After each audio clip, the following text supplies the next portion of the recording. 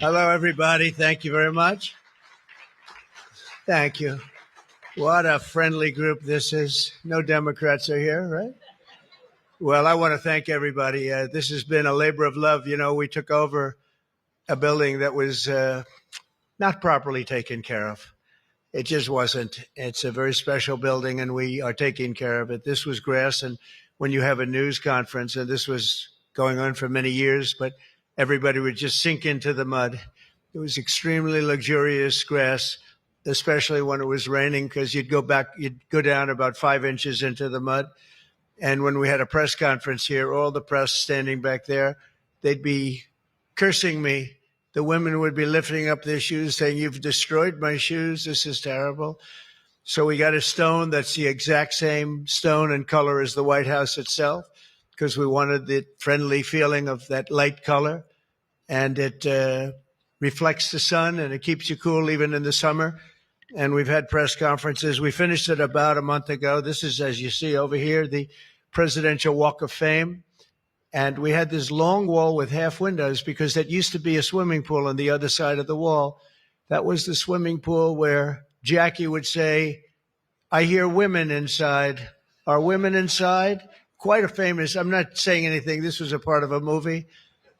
And the Secret Service said, "No, ma'am. There's no women inside, ma'am. I'm sorry, ma'am. You're going to have to move along.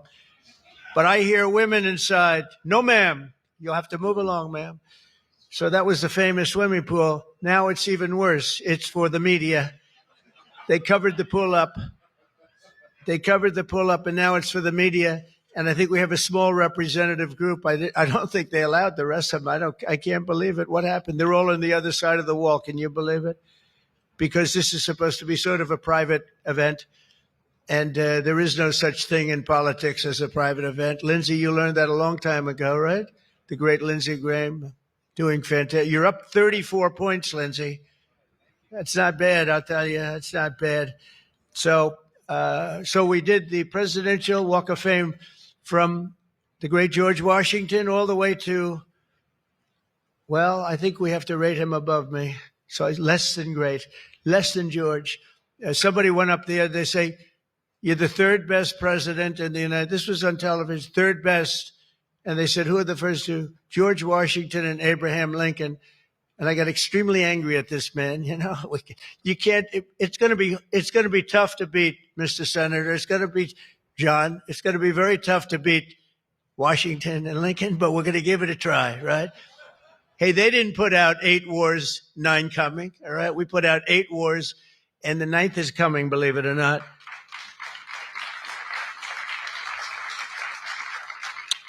So I just want to say it's great to be with you. And when we're finished later on, we're going to have a little quick luncheon. They do great food at the White House.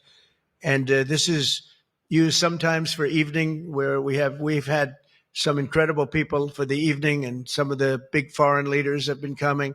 And most excitingly, on the other side, you see the fence and the wall. We're building a world-class ballroom. You know, for 150 years, they've wanted a ballroom here. We don't have a ballroom. We have a little cocktail area, but we don't have a ballroom. The East Room, it's called, is a very small cocktail area. It holds about 88 people if it's tight. And I said, if I do this again, I'm going to get a ballroom built, and we're putting up our own money. With the government is paying for nothing. You probably hear the beautiful sound of construction to the back. You hear that sound? Oh, that's music to my ears. I love that sound. Other people don't like it. I love it, Josh. I think when I hear that sound, it reminds me of money. In this case, it reminds me of lack of money because I'm paying for it. So it's the opposite. But it's going to be one of the most beautiful ballrooms anywhere in the world, and it's going to be able to take care of tremendous things. When you have, as an example, I'm going to see President Xi in 2 weeks. I'm going over to South Korea. We're going to meet in South Korea. We're going to talk about a lot of things. They want to discuss the fact that they're paying 157% tariff. It's a little higher than they thought. And we're doing very well. I think we're going to do well in that negotiation. We've done well, as you know, with Japan, with South Korea, with Europe. The European nations got together. We made a deal. And it was all based without the tariffs. You could have never made the deal. I'll tell you what, tariffs equal national security. Remember that. tariffs equal national security. You got to remember that. And they also equal wealth for our nation because we've taken in hundreds of billions of dollars in a very friendly manner, given to us by nations that used to take it from us.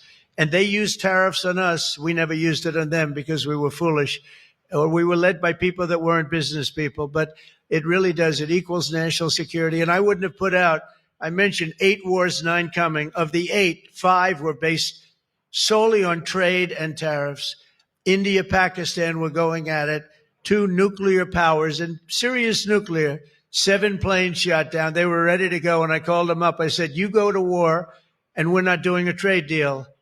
And they said, well, what does one thing have to do with the other? I said, it has a lot. You're nuclear powers. And if you do it, we're not doing a trade deal. And 24 hours later, they called me. We have decided not to do it. We stopped the war. We stopped the potential disaster, a nuclear disaster, because of trade. And it's been really amazing. But the tariffs have made us a wealthy country. They've given us tremendous defense. They've given us things that we can do for other countries, very positive. But again, really, it's national security, it's national defense, and they are so important. And it's incredible that presidents, for the most part, didn't know how to use them, when to use them. If you go back, you'll see some of the presidents that were the most successful were believers in tariffs. And I even see foreign countries now that we are doing very well with taking ads. Don't go with tariffs. They're taking ads. I saw an ad last night from Canada. If I was Canada, I'd take that same ad also. But they're actually on television taking ads. But I do believe that everybody's too smart for that. We have a very, very big and important case coming up. We should win the case based on the legal merit. We should also win the case based on all of the things I just said. But we're a wealthy country again. Last week, as you know, they found $31 billion. They came to see me. Sir, we found $31 billion. They said, we don't know why. I said, was this a good find or a bad find? It was a good find. It was a plus 31. We're used to finding negative 31s, right, for the last 30 years. I said, check the tariff shelf. Well, those tariffs haven't kicked in. Yes, they did. They kicked in 2 months ago. Check it. He comes back 2 hours later. Sir, you were right. We have an additional $31 billion, billion, not million, Lindsay, billion, that we just found from tariffs. They kicked in earlier than we thought. You were right. We're a wealthy nation again, and we're a nation that can be secure. We're a nation that can start paying down our debt. And with tariffs, we're the wealthiest nation ever in the history of the world. Without them, we've got to slog. We've got to slog. But remember this, other nations, including China, Japan, European nations, they used tariffs against us for many years. That's why we owe $37 trillion. That's why. But they used tariffs very successfully against us, and we had presidents that never fought it. But now you have a president that does fight it. So I just want to welcome you to the incredible Rose Garden. It's just an incredible place. It was done. We did it, brought it back to health. It was in very bad shape, actually, and we brought it back to health. First Lady Melania did a fantastic job on it. The surrounds and everything. It's all brand new wiring. You know, underneath there's a lot of wire, a lot of things. Everything brand new, everything beautiful. The only thing we did is we had to get a hard surface here because nobody could use it because of the grass. So I just want to welcome you, and I hope you're going to be here a lot. We're going to use it for meetings. We're going to use it for press conferences. Now we can use it. It was unusable before, and now we can use it. But everything that you see was redone. All of this was redone, and the whole White House is being redone. Some of you came through they call the Rose Hall. They call it different names, but you probably noticed. I don't know if you came through this door. Did you notice the white marble floor that was put there? That was made out of Home Depot tiles, about 1 foot by 1 foot. They were all broken, about 30 years old. And I replaced it with book-matched marble, paid for by your friend, President Trump. It's like, it's amazing how people like it when you say you paid for it. When I say I paid for it, they say, oh, I love it. But they did a beautiful job. They're great talents. They're very talented marble people I have. And they replaced it with beautiful Paradiso marble and statuary marble. and it's really, really beautiful. I want to thank the outstanding leadership team, and you really do have that. Majority Leader John Thune, who's been my friend, he really, really has done an amazing job. Thank you, John. Thank you. Done an amazing job. I didn't get to know John as well in the first term, and I've gotten to know him very well over the last 9 months, John, and you're doing a fantastic job. Thank you very much. Really great.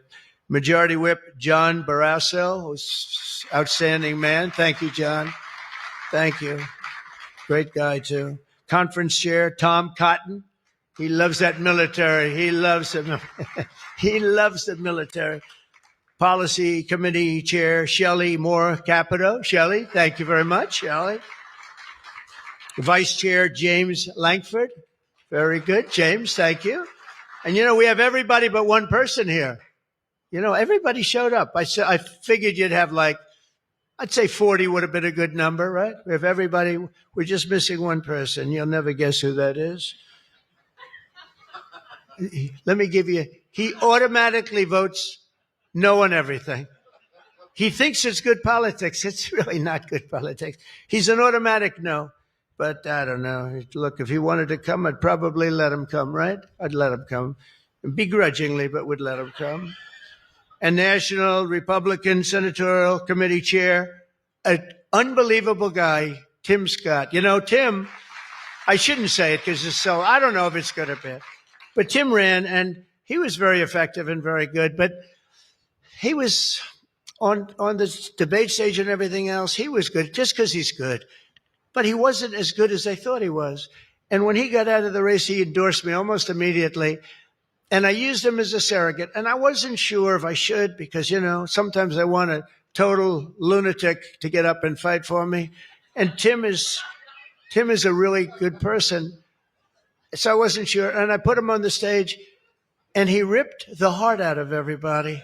He was so brutal. He was so unbelievable. It turned out to be absolutely one of my best surrogates. And it includes a lot of you people that were here. You were all surrogates. But Tim ripped these people apart. And after watching 2 or 3 times, then I wanted him all the time, right, Susie? I said, I want Tim Scott, get up there.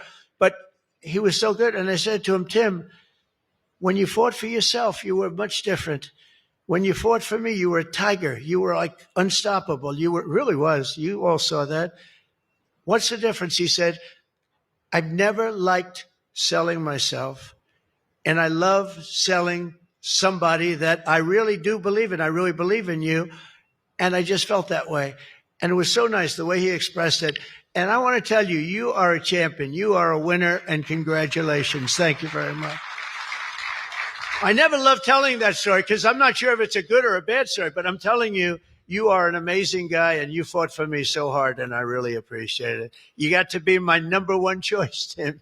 So something happened. I appreciate it. And you're doing great doing what you're doing right now. I also want to thank the entire Senate Republican Conference for your tremendous work on confirmations. Boy, did we have a couple of weeks, huh? We had I signed like 150 of them, and I didn't use an auto pen, by the way. I signed.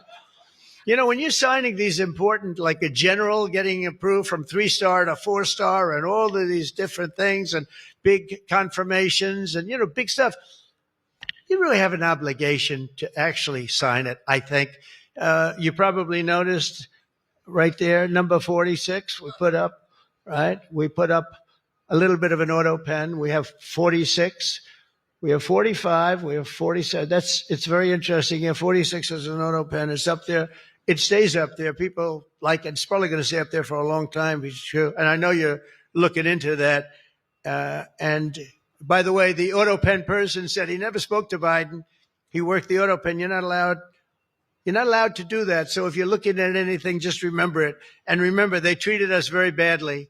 They treated us very, very badly. So I think you're allowed to just report the truth, including the confirming of my cabinet much faster than first time. I mean, we went so fast, and I give John Thune and all of you credit for that. It was amazing. All of a sudden, I was calling John, I've got to get him approved. Come on, John, because I was getting like one every 2 weeks. And I have people, they left their job and they left everything, and it looked like they were, all of a sudden, it was like an avalanche. They walked in, James and James, my double James, I call them. They walk in and they had like so many of them. I said, you got to be kidding. Is this like, are you for real? Right, James? John Thune did his job, and you got them all done, and you have all those people out there working now. And instead of being very upset with the fact that we couldn't get them approved quickly, so I really appreciate it. You used a method that I wish you could use on U.S. attorneys. You know, I have 10 U.S. attorneys who are phenomenal, phenomenal. A Harvard, a Yale, a this, a that, all top. And the problem is they're not going to ever be confirmed, I guess. I put them in. They'll be there for 3 or 4 months, whatever it's, and then they have to leave. Because anytime you have, as you know, anytime you have a Democrat senator, not even two, just one, they'll say because of the time we're in, we're not approving that person. We're not approving. They never do. They won't approve. And therefore, because of blue slip, I have to tell the person after 3 months, I'm sorry, you'll have to leave. And I put somebody else in. And I've had Democrat senators say the only one we'll ever approve is a Democrat. This is not constitutional. And I hope you can look at that blue slip thing, because I have 10 people that are phenomenal, and they're going to have to leave office. Highly educated, top of their class, everything. And they're going to have a mark on their career that they were a U.S. attorney for 3 months or 4 months, and then they had to leave.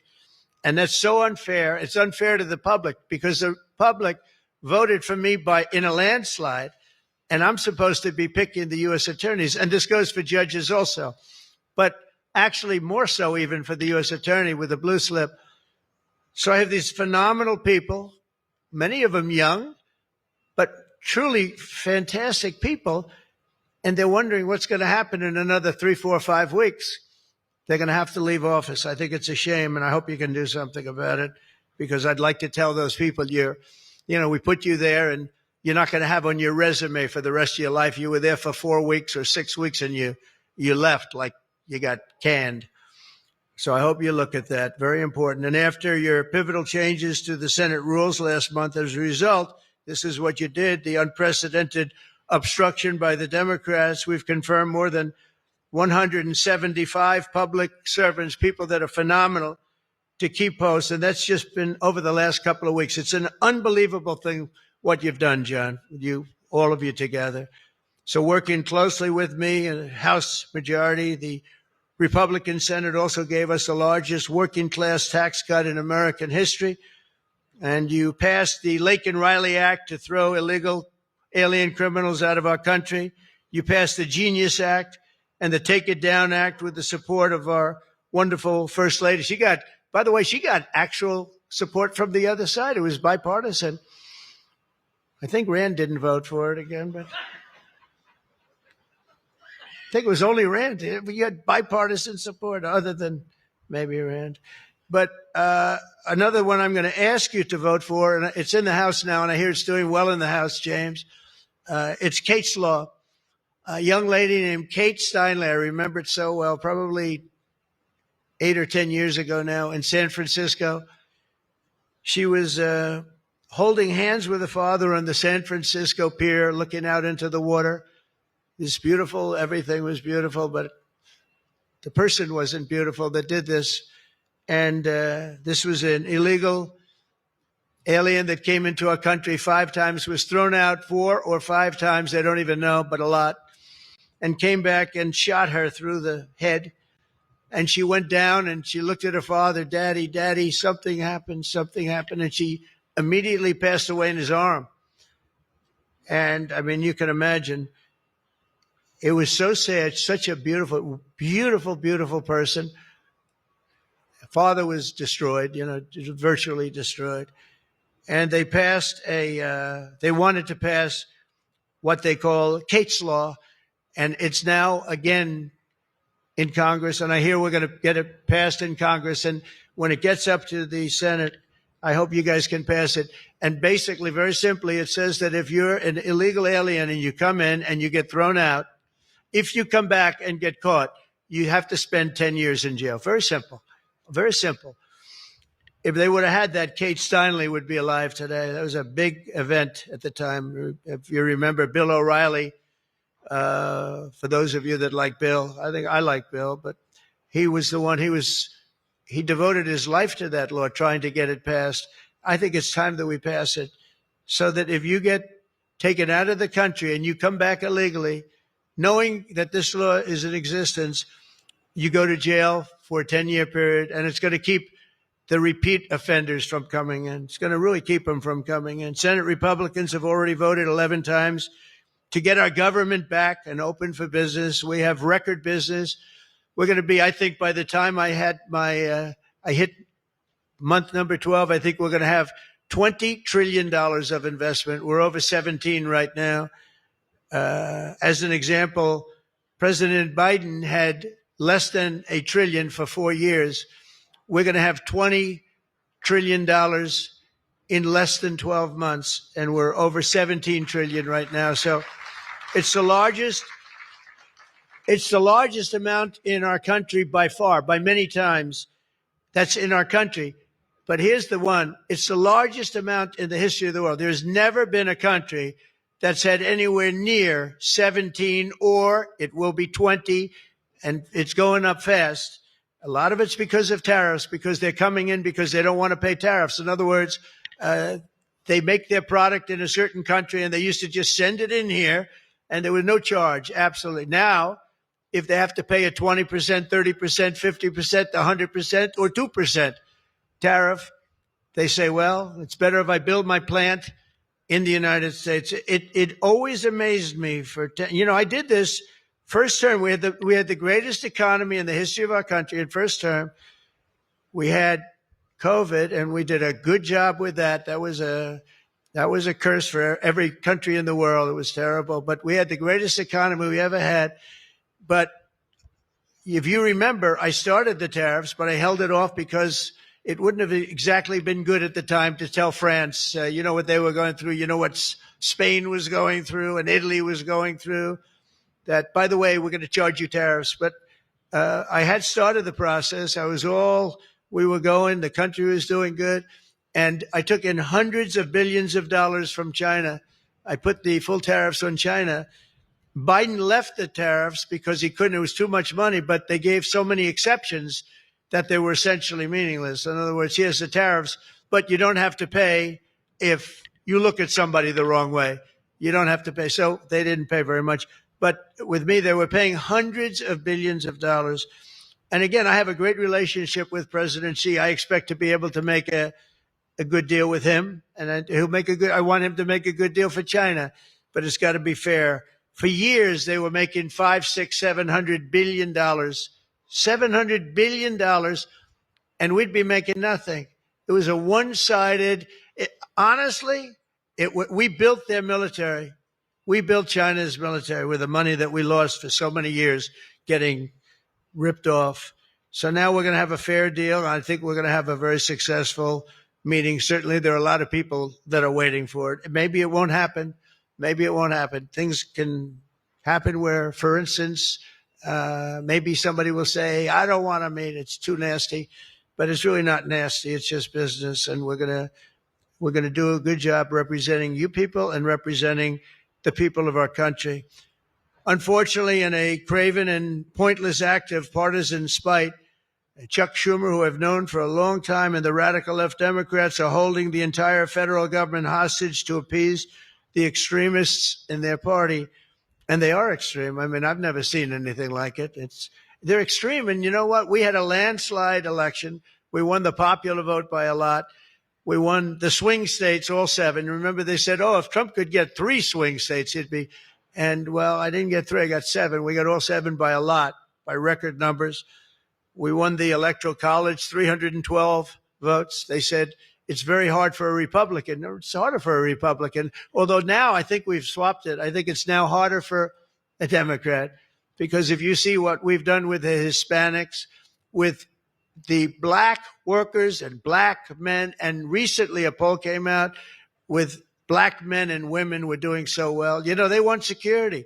They don't want to have their city destroyed. Women in Chicago, beautiful black women walking around with red MAGA hats. because they don't want to be mugged and shot and everything else. And then you see a Democrat get up and tell you how safe it is in Chicago. Do you know they've had, in a fairly short period of time, 4,000 murders? This is over a short period of time, 4,000 murders. And they had a holiday where they had 28 people killed and almost 100 shot. And then you listen to this guy, Pritzker. I've known the family for a long time. They threw him out because he was no good, and he became governor. He's got money through the family. He's got money through the family, but they threw him out. He became governor. I said, I wonder how he's going to do. It's a crime palace. It's a shame. And you know what we did in D.C. is unbelievable. You people, you can walk down the middle of the street, Mr. Senator. You can walk down. You can have your wife meet you at the restaurant, and she's not going to be accosted, shot, beat up, raped. It's unbelievable how bad it was. It was one of the worst in the country, and now it's stone cold. I don't say the word perfect, but it's pretty damn close. And, you know, they would average more than a murder a week in Washington, D.C.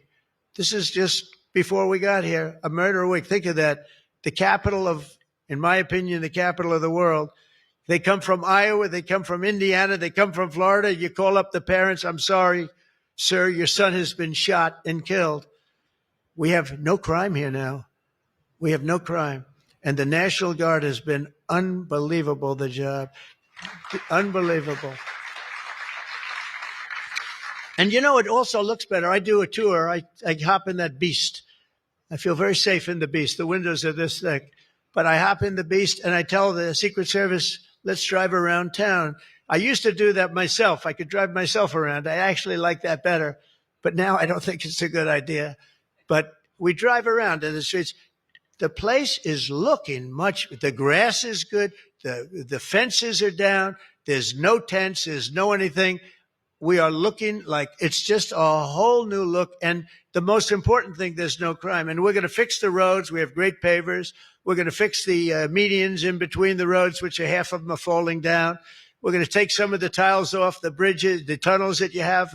They've been up for 40 years. They're rotted.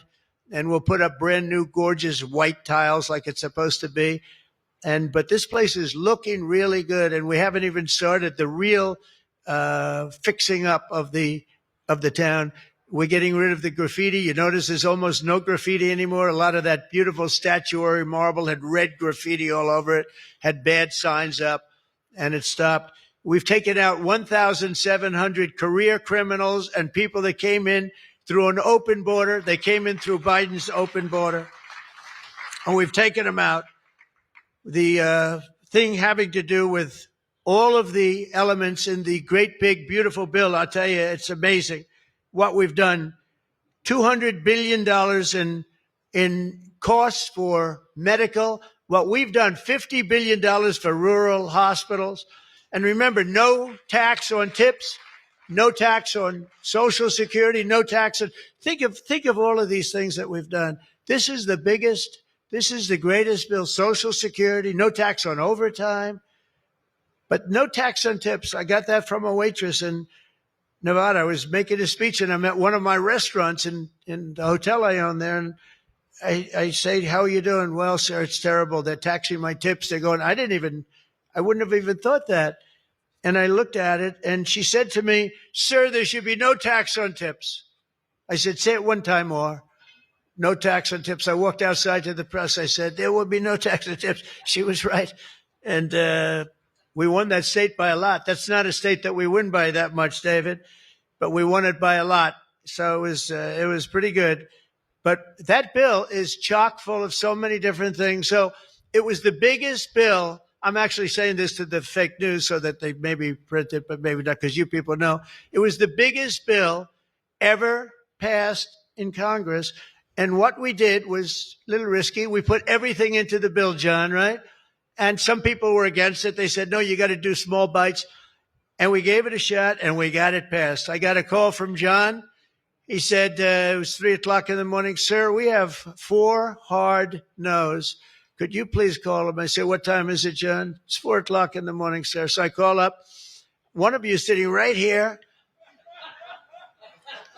I said, Jim, could I say hello to you? It's 4 o'clock in the morning, right?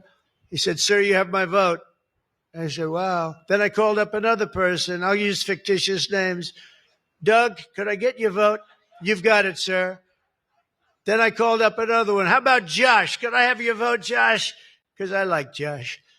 And Josh, who can be very difficult, said, sir, you have my vote. His wife was screaming at him on the other side. Sir, you have my vote. But I called people, and they weren't really hard-nosed. They wanted a little attention, unfortunately, at 4 in the morning. Sometimes I like the ones that don't like the attention, but we'll take it anywhere we can. And we got it passed, right, John? And nobody thought that could happen because you have a small majority. And in the how about in the House, we had a majority of 3. We actually went down after that for a period of about 2 months. We went down to a majority in the House of 1. And I kept saying, because I'll tell you, Mike Johnson's great.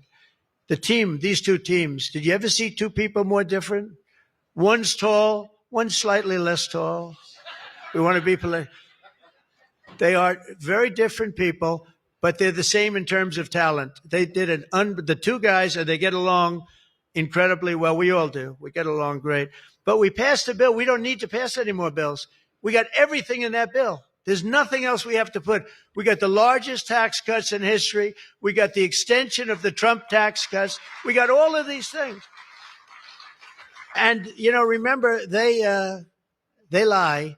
They will look at I saw it the other day, they were talking about, I call it the great big beautiful bill, but that's what it is, the great big beautiful, the biggest bill ever passed. And what they say, they make up stories. And I saw they were interviewing a senator, and they said, well, what's wrong with their bill? He didn't know what to say because there's nothing he could say. It covers everything. He said, death. It brings death. Now, if I'm a regular person and I hear that, I say, oh, that's terrible. But it's just the opposite. It brings life. It brings Medicaid, Medicare, Social Security. It secures all those things. And they just are so bad. They said death. It was like death. And there's nothing about death. Theirs is death because they're going to lose Medicaid. They're going to lose Social Security. They're going to lose Medicare. All of those things are going to be gone because the whole country would be bankrupt and you're not going to have any kind of medical insurance. So with us, it's the opposite. And it's a great bill. We don't need any more. And I want to just say from the beginning, our message has been very simple. We will not be extorted on this crazy plot of theirs. They've never done this before. Nobody has. You always vote for an extension. Chuck Schumer and the Senate Democrats need to vote for the clean bipartisan CR and reopen our government. It's got to be reopened right now. We're not doing that. They are the obstructionists. And the reason they're doing it is because we're doing so well. We're doing well all over the world. We're doing well with the close to $20 trillion that I just told you about. It will be that number. But even if you take it down to over 17, that's a guarantee. We're doing well with everything. Car plants are pouring back into our country. AI plants, we're leading. We're dominating China right now in AI. And I did something that I think you'd like because we have an old grid. It's a tired grid. It doesn't have the juice that you need to fire up these plants. These plants will need more than double the energy we have right now for the whole country. That's how big it is. And we can't do that. There's no way we can do that. China is building right now 52 power stations. But I did something better. I'm letting everybody build their own power plant so they'll become like an electric utility in addition to AI. But if they want to build their own plant and we get their approvals within less than a month, it used to take 5 years prior to rejection. Sometimes a guy in Louisiana, they had one that took 12 years and then they got rejected. I got it approved in 2 weeks when I got into office. That was the first term. And the plant is up now, and it's been a great thing for the state. I did it twice, actually. I got 2 of them that were dead after 12 years, and I got them approved, both of them in less than a week. And that's what we're doing. Lee Zeldin, by the way, is doing a phenomenal job, Environmental Commission, I have to tell you. He knows that we have to get them fast, and we're getting them fast. So we're leading China in the AI race by a lot. Under Biden, Democrats voted 13 times for continuing resolutions to keep the government open. And all we want is simply to ask them to do it once again. They always voted for it. They never voted against it. Nobody votes against it. But they do that, and they do. It's partially my fault. I mean, I'm watching you, and I'm looking at all these great faces that I've seen, really great people. I think with few exceptions, a couple of you I don't like that much, but with few exceptions, great people. And you look at what they do, and you look at the game they play, and it's a horrible game. And, you know, we have the hottest country ever. This is the hottest country anywhere in the world. And I say this, I'm sure you've heard me say it, but I was over in the Middle East, and the King of Saudi Arabia and others also said essentially the same thing. They said, you know, President, a year and a half ago, your country was dead. We never thought we'd see this. And right now, you have the hottest country anywhere in the world. We do. We have the hottest country anywhere in the world, which tells you about leadership, and that includes your leadership. So as you know, my door is always open to anyone. It's not like that AOC. How about her, where she said, she's talking about having rebellions and everything. She said, well, my door is always open. But she's not the leader. I'm sure the leaders felt very nicely about when she said her door is open. Who the hell wants to go into her door anyway? She doesn't know what the hell she's talking about. She's the one that started. You know, I remember, I'll never forget, she never took a course on the environment. And I watched her one day, and she was on television. She said, yes, our planet will be dead within 12 years. That was a long time ago. Our planet was supposed to be dead. Remember the 12-year theory? We were environmentally dead. Now, these people, they've got an agenda that nobody quite understands. The good news is they don't understand it either. They really have no idea. But the people do. The people understand. We're giving you the biggest tax cuts in history. All of these things, it all adds up that we should do fantastically well in the midterm. The only thing wrong with the midterms is that statistically, when you look, a president gets elected, and for some reason, and nobody, even the great John Thune, cannot explain to me, for some reason, even if he's a reasonably good president, and we've had success like nobody, but for some reason, you lose the midterms. I don't know why. I mean, the odds are tremendously against, like 92% or something. It doesn't make sense. If you have a great presidency, it only makes sense that you win the midterm. So there should be no reason for it. Somebody's going to explain there might be some dark, deep psychological reason where they want to vote the opposite way. I don't know what it is, but we have to win the midterms. Otherwise, all of the things that we've done, so many of them are going to be taken away by the radical left lunatics. I mean, we're going to end up with a communist mayor in New York. Can you believe it? A communist. Remember, I would always say, we will not have a socialist elected in our country. Remember, I'd say that all the time. And I was right. We skipped socialists. We got a communist elected. So I didn't tell a lie. I didn't tell a lie. I was right. We'll have a communist, not a socialist. But we've already seen the impacts of the dangerous game that they're playing. Democrats are causing delays in our air traffic control system. So important. We wouldn't have had, you know, there's Pete Buttigieg. He spent billions of dollars on fixing the air traffic control. They'd use copper wire going into glass wire. Any union electrician here or any non-union electrician would say you can't hook copper into glass. It doesn't work. They spent billions of dollars. They turned on the system, and it was stone cold blank. We're getting a brand new system. We have bids out now. We have 3 great companies bidding. And I want one bid. Sean Duffy's doing terrifically. I want one bid. I want just bid, and they're responsible for everything. Not where they had like 1,000 contractors. Every contractor, they're all running around.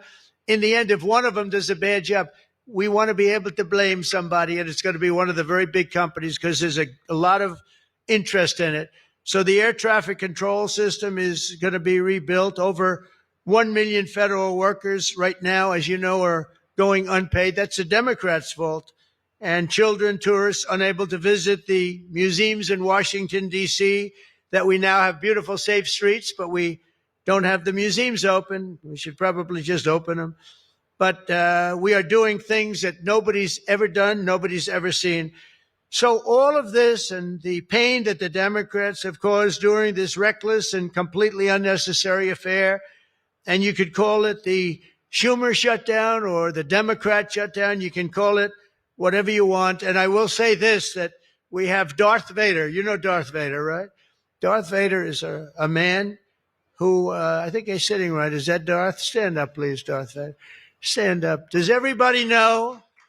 They call him Darth Vader. I call him a fine man, but he's cutting Democrat priorities, and they're never going to get him back. And they've caused us, and they've really allowed us to do it. And by the way, thank you. You're doing a great job, I have to tell you. So really a great job. Because many of the things that they're cutting, like the New York project, $20 billion, we're cutting it. They're not going to get it back. I mean, they're not going to get a lot of things back. They may not get it back. Maybe we'll talk to them about it. But they're losing all the things that they wanted. But many of the things that they wanted are things that we don't want. The things that are just so bad for our country. And we're cutting those things out. So while they thought they were doing maybe bad, maybe indirectly they're doing good. The cynical comment that they've made all over the place, and all of their cynical remarks proves beyond all doubt that Schumer is a calculating political partisan, but we knew that. But he's somebody that's in deep trouble. He's losing in all of the polls. He's even losing to AOC +3. Remember +3? What happened to the +3? Are they still around? I had one. I met when I was at the United Nations, I met the president of Somalia. And I said, I have somebody I'd like to give back to you. He said, no, thanks. We don't want her. He didn't want anything to do with her. But today I'm calling on every Senate Democrat to stop the madness, to let our country get back. In the greatest moment in the history of our country, in terms of wealth, in terms of job creation, and in terms of investment coming in, these guys go on strike. It's really a shame. So I'm asking them to be smart. It's not working. They're getting killed in the polls. The public understands what they're doing. They're doing the wrong thing. And with that, I just want to say welcome to the White House. When we're finished, they do a great job. When they're finished, we're going to all come in. It'll be a little crowded, but that's okay. Into the Oval Office, we'll talk a little bit, a couple of minutes. Got some interesting things. And I think I'd like to have, if I could, John, come up and say a few words, and we can close it out. And by the way, this is an open mic. It's open to the world. I think they can hear me out on the street. If anybody wants to come up and say after John, say it. We're all friends, and you can speak your heart out. But we've got to get our government open, and the Democrats are trying to keep it closed. Thank you. John, please. Thank you, man. Thank you, sir. Well, Mr. President, thank you for having us. This is the fourth week of the Democrat shutdown, but we are all here today because your Republican team in the Senate is unified.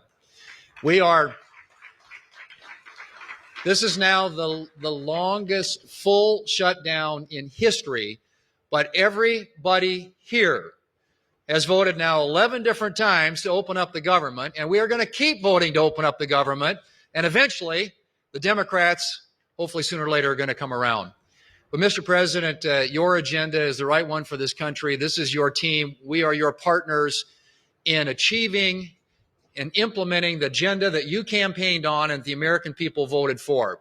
And you just mentioned it has been a series of promises made and promises kept, whether it's national security, whether it's the border, whether it's the economy, taxes, regulations, energy, Trump newborn accounts, school choice. You look at what we've accomplished so far. It is a remarkable, remarkable team and a record of accomplishment that can't be matched. And I would argue, at least in my time here, but perhaps in all of history. So thank you for your leadership, and we will continue to be good partners and work with you to get the work done for the American people. And let's hope that the Democrats get wise and, starting perhaps even today, vote to reopen the government so we can get back to work for the American people. Mr. President, thank you for having us at your home. You have beautiful homes, and thank you for everything you're doing to make this such a beautiful place. This is America's house. We're delighted to be here. Thank you.